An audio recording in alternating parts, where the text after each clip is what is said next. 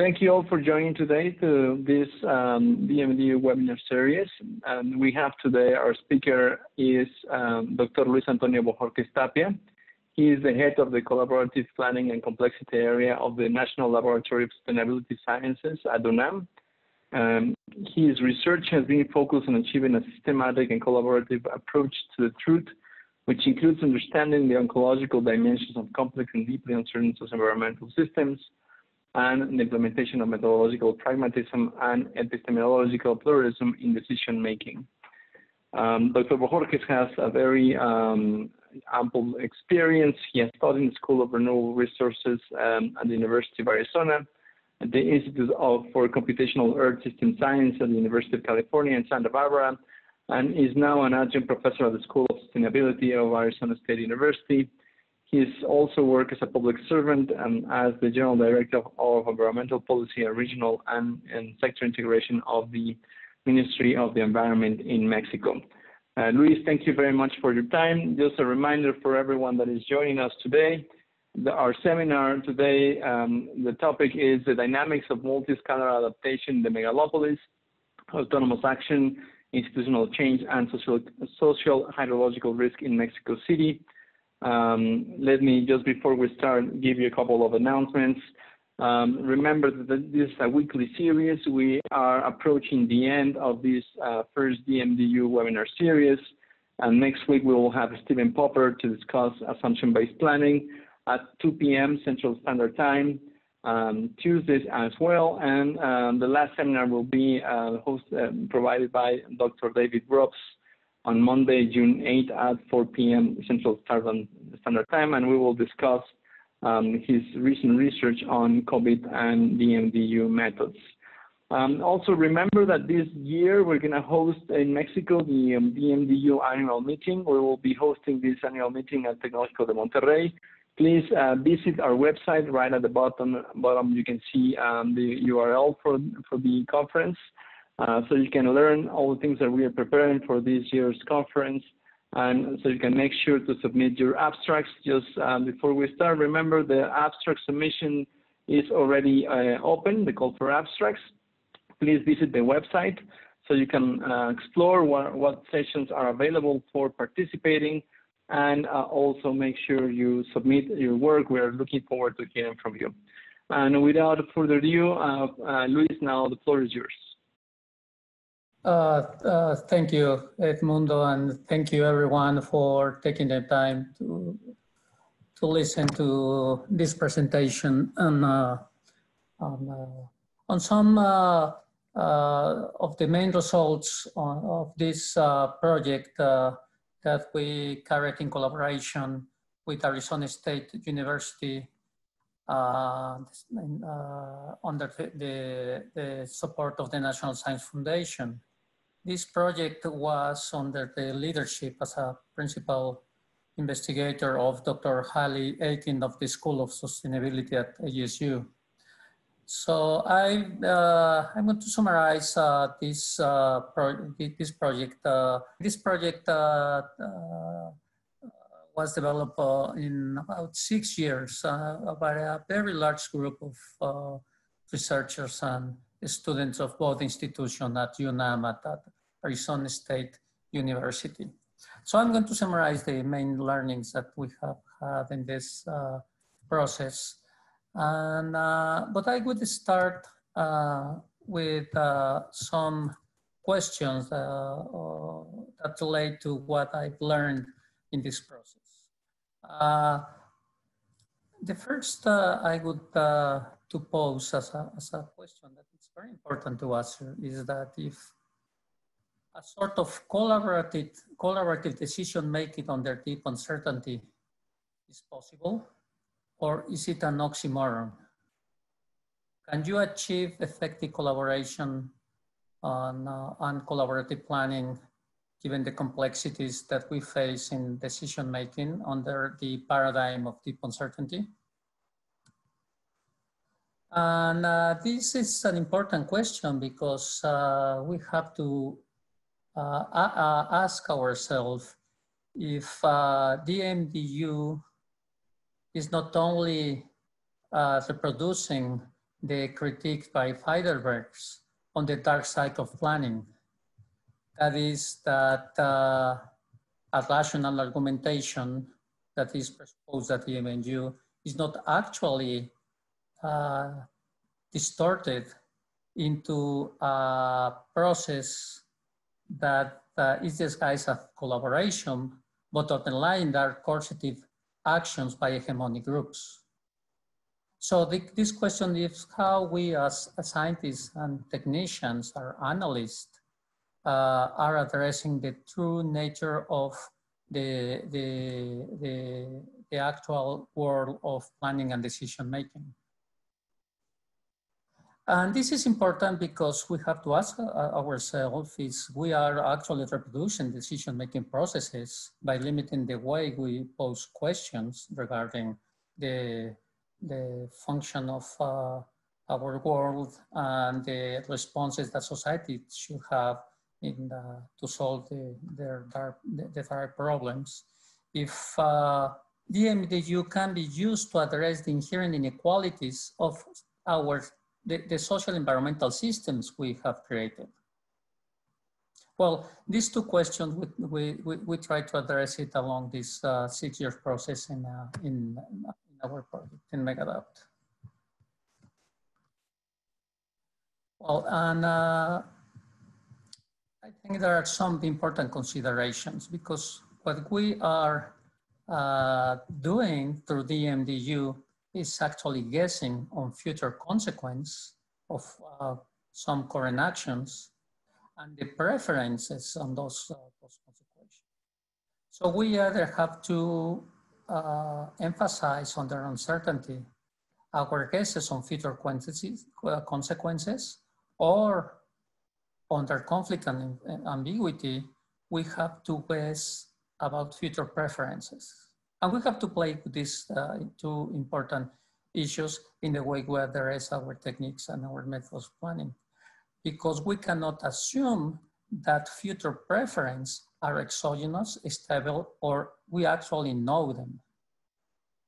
So we have to include all these issues in our modeling efforts in a very explicit way, because preferences are fuzzy and inconsistent, and we know that they change over time, at least in part as a result of our actions.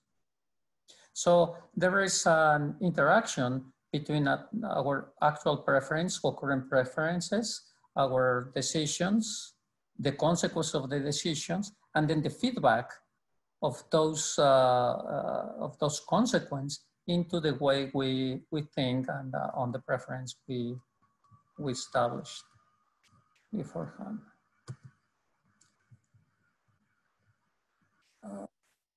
Okay, this is the best representation of a decision-making process under deep uncertainty. It's just a free fall from a very tall building. And because actually what we have is complexities added by the agencies under which decision-making and planning occur.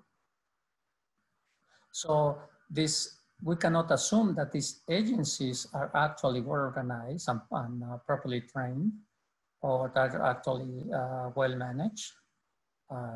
That might be the case in some instances, but not always. But also that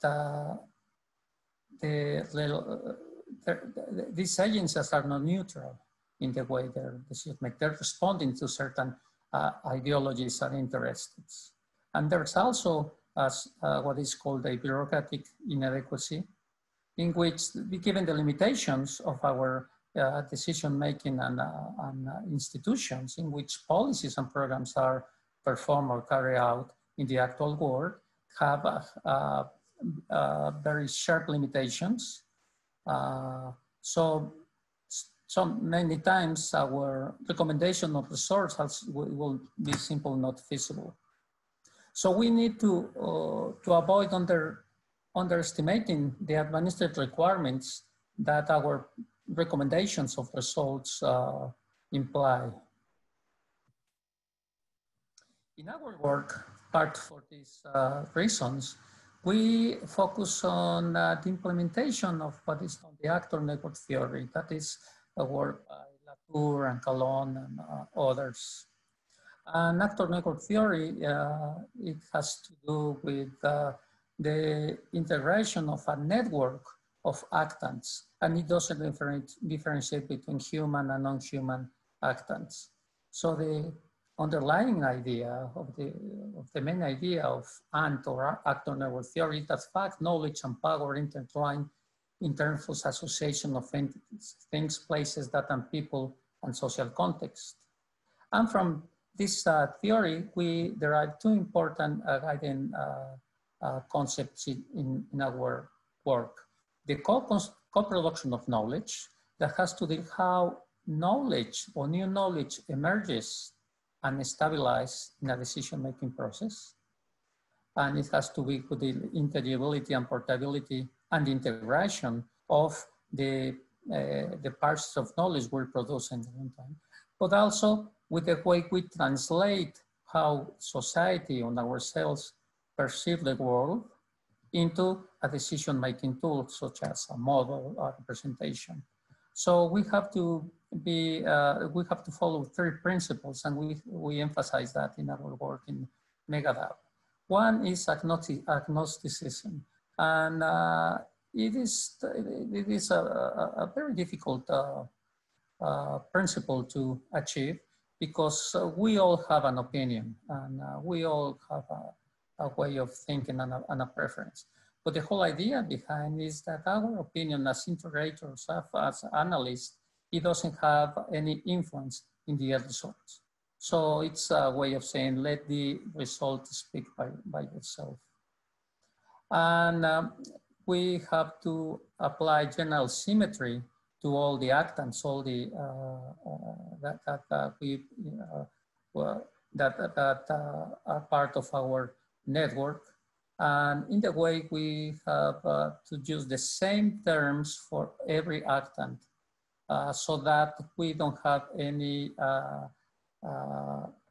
problem when we address conflicted viewpoints. And the last one is for association. So we have to repudiate any apparent distinction between how the actor network theory assembles.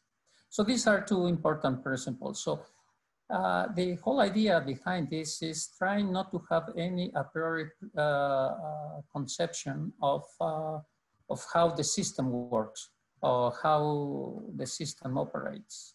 So what we have to start is to create a process in which the network is assembled by logic and reason. So in the way we assemble our project, we have three important theories that we face.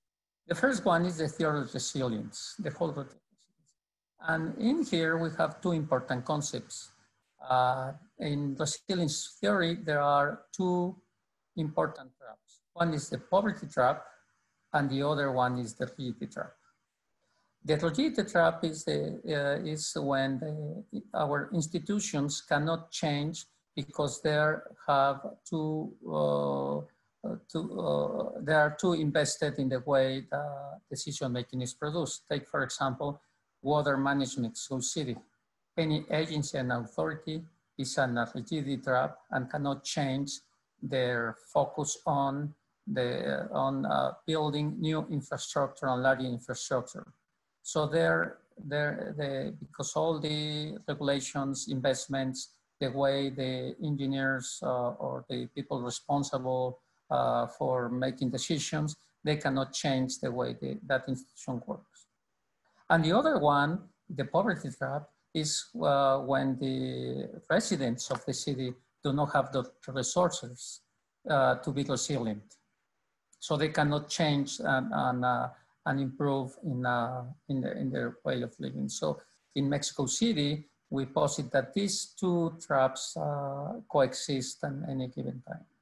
The second theory is the coupled socio-environmental systems, in which actually what we are bringing together in our model is what is called the symbolic or the intangible world, the world of thought, the subjective experience, and the material world, which is the causality and interactions between ecological system and the social systems.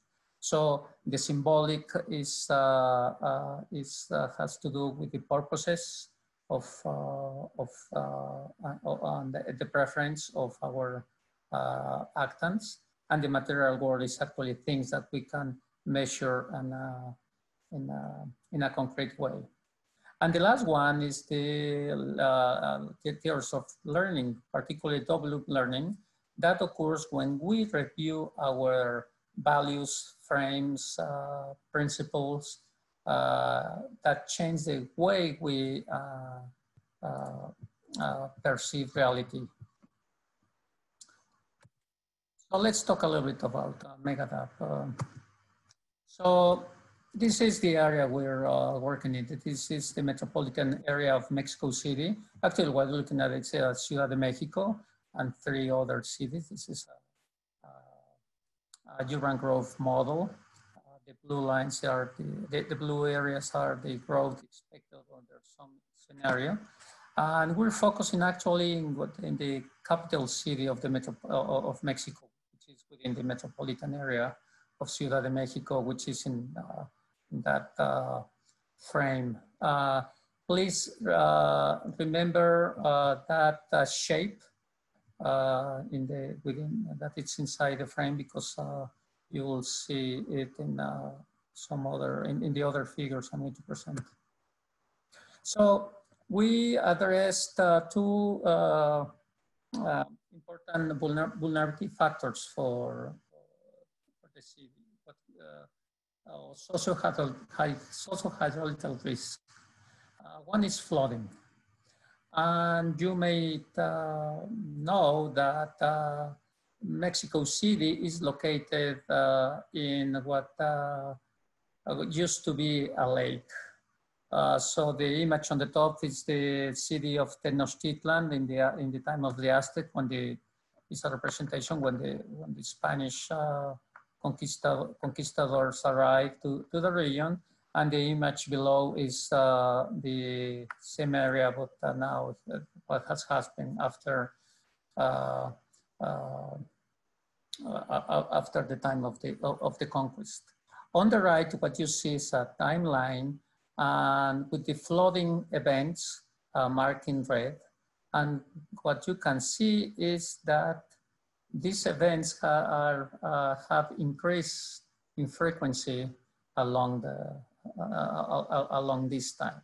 So the idea of this rigidity trap is that Mexico City has to carry out large investments, increasingly larger with time, only to maintain the system as it is, without improving its capacity for managing the flooding events.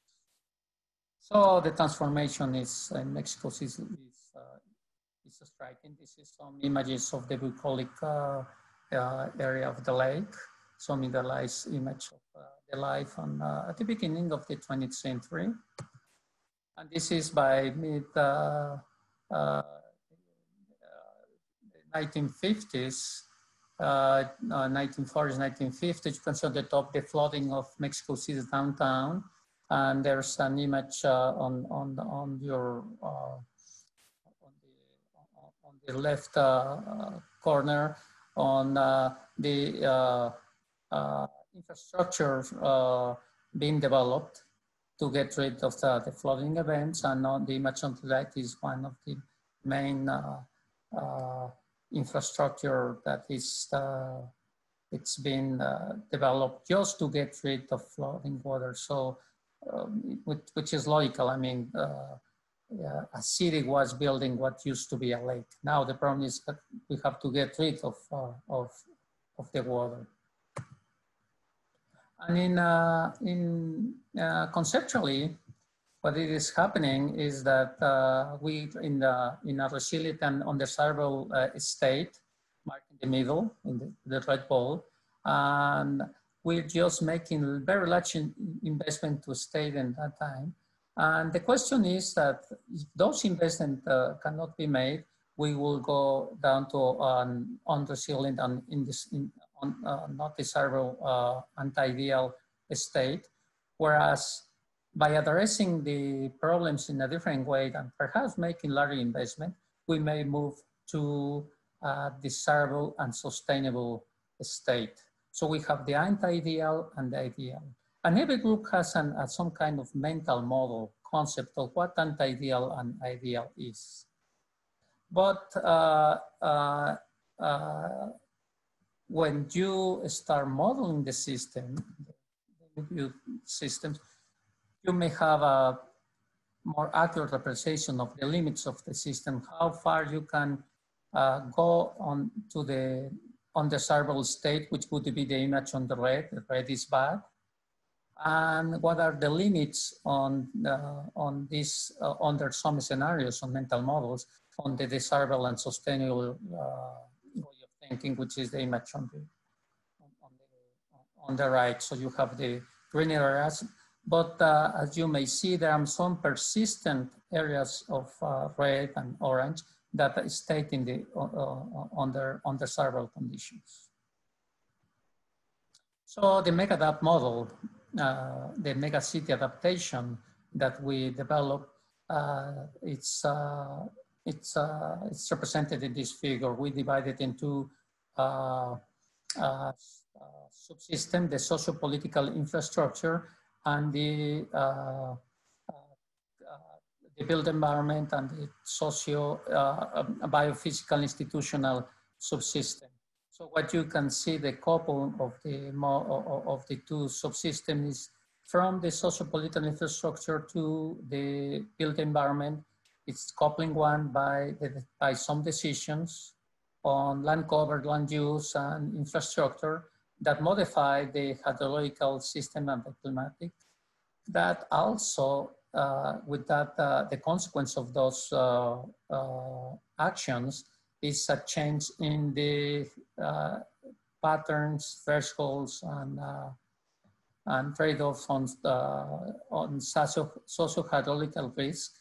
In our case was drought or water scarcity, flooding, and health. And that risks are perceived by the residents and public officials, which is coupling on the systemic response, and then perceived and interpreted by the mental models that every human being has. That's the understanding of this city function and processes. And the socio-political system or the socio-political infrastructure is activated and carry out decisions that modify the environment and you close the cycle. So the idea behind on the socio-institutional systems is that mental models are composed by tangible and intangible attributes. And because of these mental models, vulnerability as such is an emergent property of a socio-political and biophysical process. So from this notion, we posited the idea of social political infrastructure, which are the norms, values, rules, and relationships that undergird the structure of decision-making by multiple actors. And importantly, the social political infrastructure is as influential as the hard infrastructure that we can observe. So what we try to capture in MEGADAPT is these mental models and represent them in a formal way. And then these mental models serve as inputs in this dynamic simulation model to explore multiple scenarios. So the elicitation of metabolism was actually very hard work that I'm glad I didn't have to do it. It was coordinated by Dr. Aiken, and it involved, you can see the number of events, participants, and it took years just to grasp all these mental models. And in so many ways, what we have to acknowledge is that modeling under this kind of processes is not only a technical scientific process, but perhaps more challenging and important, it is a social process. And so the whole idea is that the formalized description of the mental models is translated into intelligent computational agents, geographical automata, and then we can create the important representations to display the consequence of the different mental models. So geographical automata it's a term that combines agent-based modeling and cellular automata on their behavior rules. So we have three kinds of automata: the water authority, the city residents, which of course this can be conceived as actual people. But on the other hand, we have the census block, which of course is not people. But because we are under the frame of actor network theory, these are our actants. So the our three actants do some things or have certain behavioral rules, and all of them are treated equally. For example, the response of the census block can be under certain factors. It's to increase subsidence or increase infrastructure failure, whereas the water authority have to make decisions on maintaining of building infrastructure and so on. So you have the two main also problems we're working with, the water scarcity and the flooding and ponding problems in the city. So this is the simulation flow chart. Actually, it's MEGADAPT is a very large model. It runs under R right now, and the implementation is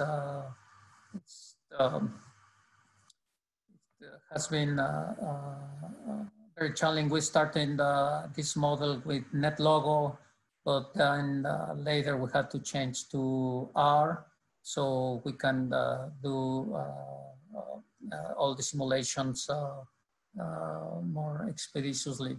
Because the main challenge was what we had to couple system dynamic modeling with multi-criteria modeling, especially through the supermatrix approach, which was developed by Sadi in the 1980s.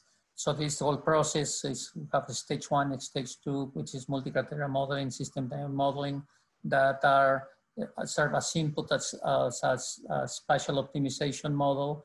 And then you go to geosimulation, with simulates the behavior of geographic automata. And then you have the feedback that turns into changes on the system models or changes in the decision models of the supermatrix. So some results right now. This is perhaps very confusing so far. But what we have, we like to find is patterns, thresholds, and trade-offs as a consequence of the mental models. So the important thing is, in our case, in this supermetric approach, is how the model learns. What we have here is the representation of the supermatrix on the bottom right part, which is a representation of a network that is displayed on the bottom right part of the image. The important thing is that the water authority, this is the model of water, the decision model for the water authority, has two actions to make: building or maintaining infrastructure. And it responds to certain inputs. And remember that if the social-hydrological risk send a signal to the actant, and the actant has to respond. If you you have two two set of charts on the important weights of the different factors or elements of the model. One is that is represented Y-point coupling, which is single loop learning. Here, the preference of the decision maker do not change. It acts in the same way every time it has to make a decision every year. And on the second set of weights is the two-way coupling. So what happens is under one-way coupling, we start making decisions that has consequences. And those consequences, with time, trigger a response that I will explain a little bit later, that changes the decision, and you can see it as a percentage of change in the last column of the table. And you changes the changes in red and in green. The important thing is that the changes in flooding and ponding that responds to biophysical process which involves precipitation and water balance in watersheds, etc., affects the response of socio-institutional actors at the municipal level, the citizens levels, and the media. And the water authority respond to these changes. So what happens, I'll go a little bit later, is something like this. This is single loop learning. Under this decision-making tools, you have the results that are represented in that map, and that has the whole process. Until flooding, health risk, and water scarcity come up to a point that triggers a response of the social institution of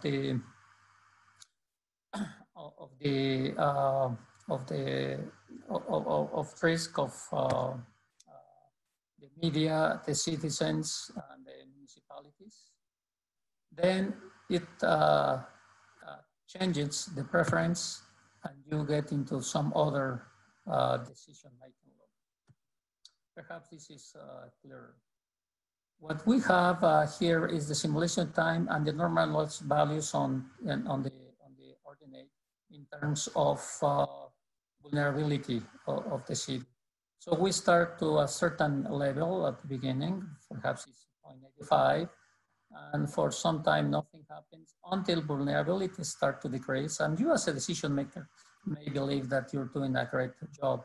But later with time, since you're not solving all the problems, there are some inequalities and some inefficiency in the systems, you start to, vulnerability start to increase. So what you see in the top line is what happens if you never learn. When you trigger the second loop learning, in 10 years, you have the first line. When you trigger in 20 years, you have the dotted line, and in 30 years, you have on the other line, the dashed dotted line. So you may see that you may end up having more or less vulnerability depending on the time you learn. So that's a window of opportunity when your decision making is optimal. Some decisions, because also you have to play with different ways of decision makers response. So this is if the decision makers is homo economicus with using instrumental rationality, and this is a pattern for the whole metropolitan area. But if you have homo politicus, that with this squeaking wheel rationality, so you address the complaints of the people, you have another pattern of vulnerability. The redder is the major vulnerability. Or it has to do with also with budgets. This has a vulnerability index for the different municipalities of the capital city, for Ciudad de Mexico, not the whole metropolitan area. And what you can see, if you have the current budget, you have these levels of municipalities. You have 4 municipalities with you are with the maximum vulnerability. If you increase the budget, you reduce some to some way. But if you have the highest possible budget, you cannot decrease the vulnerability of these 4 municipalities by a large amount, and you may have the difference on the reduced vulnerability of the rest of the municipalities. But that's the vulnerability index by itself. If you see the vulnerable population, which is the chart on below, you may see that even that you decrease the vulnerability, apparently in a large degree for one of the municipalities, which is called Milpalta, actually the population has the highest vulnerability. And this has some important implications that I may address in about 12 minutes. These are some other reports. This is vulnerability by exposure. And this is what happens when you increase the budget. This is budget very low. If you, let me see, this is very low budget in year 2020. And this is a very low budget in year 2060. So you increase vulnerability. Now, if you have very high vulnerability budget by year 2060, you may reduce this in this degree under some of our scenarios. Well, overall together, when we simulated to a large degree, this is the exposure to flooding.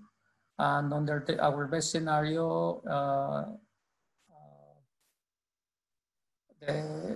what is without any changes in, assuming not changes in the land cover of the upper watersheds that affect flooding, you have this special pattern. But if you have large deforestation or urbanization is the upper watershed, then you have this other pattern. This is a very bad scenario when the population affected is 140% to the higher than the one that is currently affected. Now we have this same kind of model for water scarcity.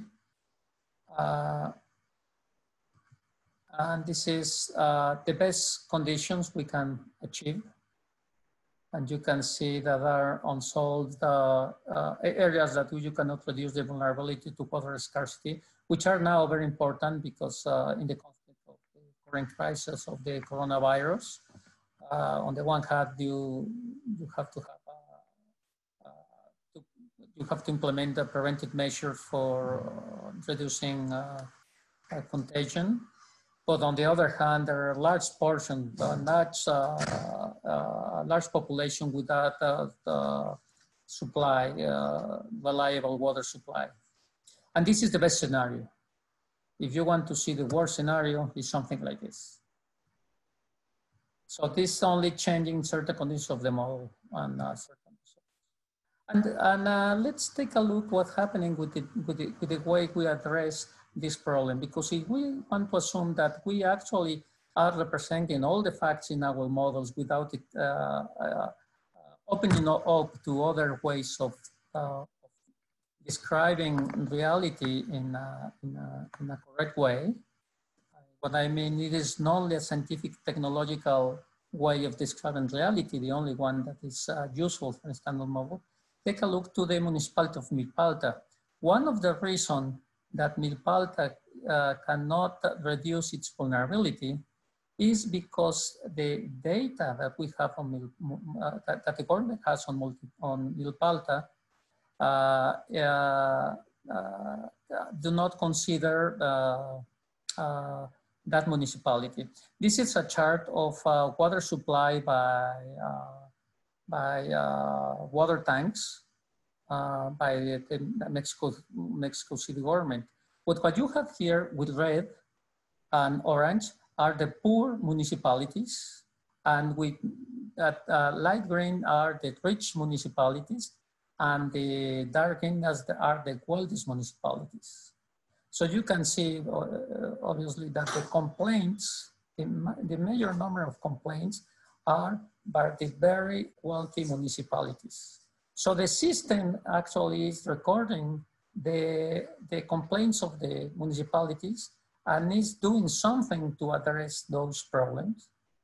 But it is blind to a municipality like Mipalta that actually has the worst water scarcity levels and cannot rely on the supplied by the government. They have to be to rely on independent sources of water. This is another representation of the same thing. We have here two municipalities, Coyoacán, which is one of the wealthiest one, which and in the bottom part is with light green, and Iztapalapa, which is the most populated municipality for the whole city. The size of the circle is the population of each municipality. So now let's compare Coyoacán with Iztapalapa. And we have with light blue, the households connected, not connected to water supply in percentage. And for the wealthiest, relative rich, relative poor, and poorest municipalities. Coyoacán is relatively rich. And you can see the dots excuse me, with gray is the degree of poverty. And and the other one, I don't remember what it is. But anyway, what you can see is an inverse relationship between the wealthiest, the richer municipality, Coyoacán, to the pattern with the poorest municipality, that is Iztapalapa. So what we are looking at this is that the systems and the way decision making is it's carried out, and the information they're gathering has some inherent inequalities involved with the process. So just so final remarks. So how can the MDU avoid the dark side? That's something that I consider one of the most important questions.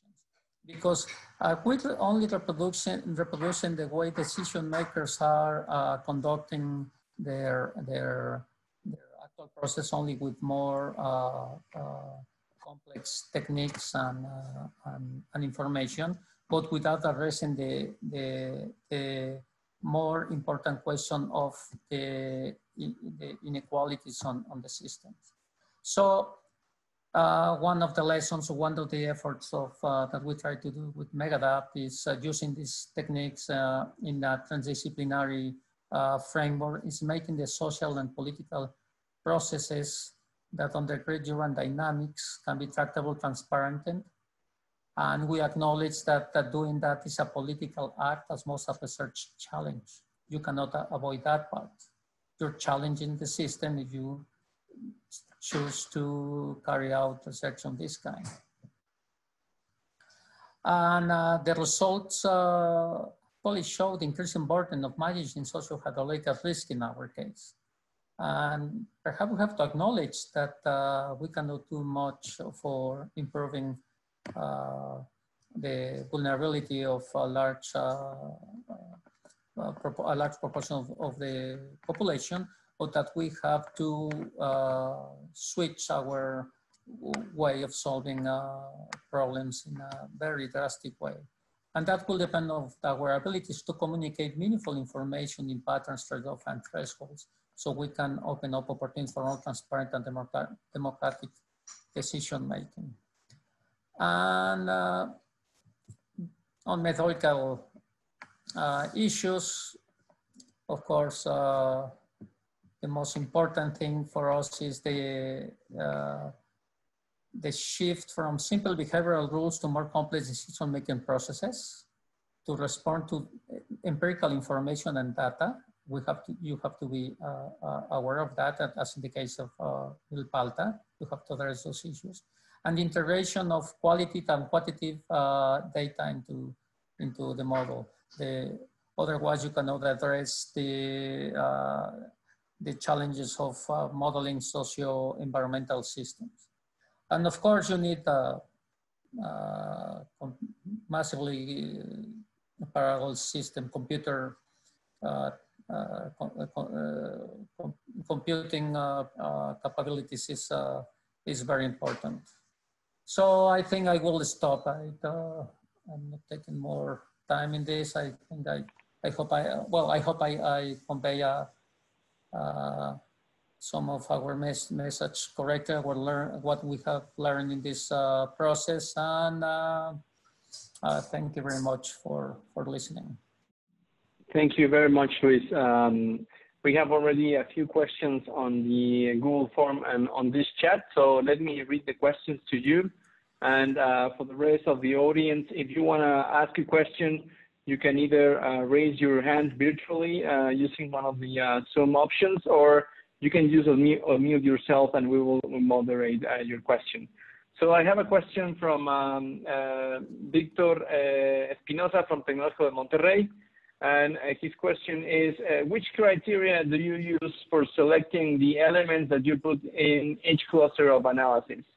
Do you have you ever considered the inclusion of populations that live near to the flooding areas as one of your elements of vulnerability analysis?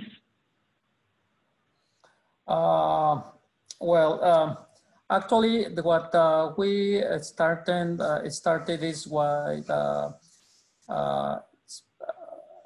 rather long process of identifying certain representative groups with a position on the social-hydrological risk. So following our principles on the RAND, we didn't impose any preconsumption of what we should do at the beginning, but rather to, with the limited resources we had, is to start a process of developing, elicitating the mental models of different actors. The main problems we faced was developing the mental models of the poor residents and of the city, some certain groups, because it's a lot easier to develop the mental models of water authorities, for example. So that was one first step. So that was a very long process. And from that, we have to translate it, the mental models to a multi-criteria model with certain laws. So there's a translation process. And the other limitation we had was on the information and the level of detail we were able to address. So we used the census block as our finest grain in our model. So we could model from the city, the metropolitan area, Mexico City, the municipality, and the census block with different representations. So we had troubles in representing something that was a finer detail than the census block. So from that, we let the different actants to connect through the model as independent agents. So the answer is we didn't have any a priori restriction on how this system would be assembled. Thank you very much, Luis. I have another question here from Michael Moore. Let me read it to you. Citizens may only be generally aware of water and flooding issues, for instance, in their own neighborhood, but not to the city as a whole. How do you involve them in a process that takes them far out of their own experience or perception and then use their feedback to inform both the model and public officials who must make investments on their behalf and potentially seek their approval in the form of a vote or bond? Yeah, that's a very good question. And the thing is that we develop the mental models and the simulation model at the appropriate scale for each of our actants. So clearly the resident only responds to the immediate reality. So the main problem that the residents have was on water scarcity. Of course, you may imagine that if you have some days without water, you have to do something. So the responses were of different kind. One is to solve the problem by themselves, like buying water, if they can afford it, or building storage tanks in their houses, if they can. And on the other extreme is also to protest.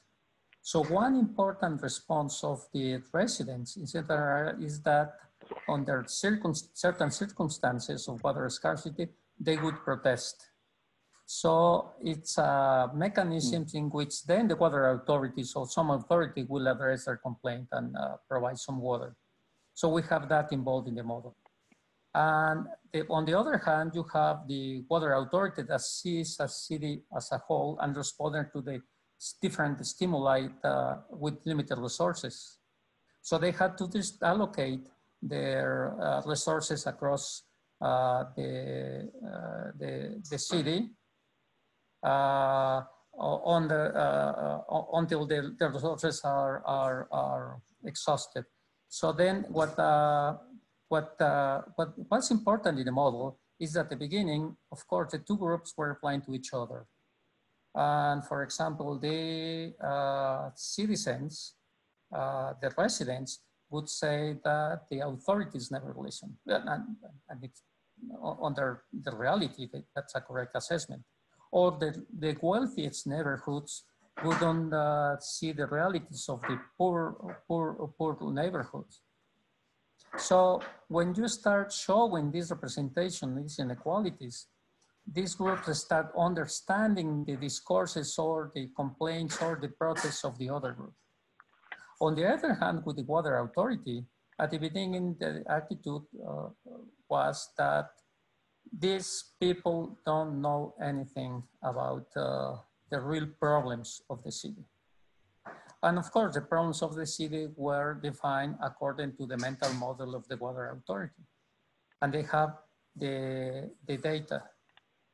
So what happens is that when we started showing the reasons of people's reaction, some of the personnel in the water authority would say something like, I now understand what is going on. I now understand why they're complaining it is such. So what I would say is that that's right. They act with the world they represent. But one thing of this contribution at the moment, at this moment of the model, is that there's open up some channels of understanding of the different positions of the different groups. Thank you very much, Luis. Let's now see if the audience have questions that they want to ask by themselves. If you have a question, please just unmute yourself, or you can virtually raise your hand and we'll give you the word.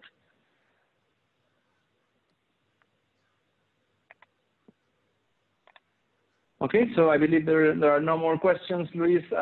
We thank you very much for your time today. This was a fascinating presentation. And we thank you, the audience, for your time today as well. We see you, we hope you can join us next week on our weekly seminar DMU series. Thank you very much, Luis. It was a pleasure to have you here as our speaker. Great. Thank you very much to you, Edmundo, to Eva, and thank you to all of you for listening.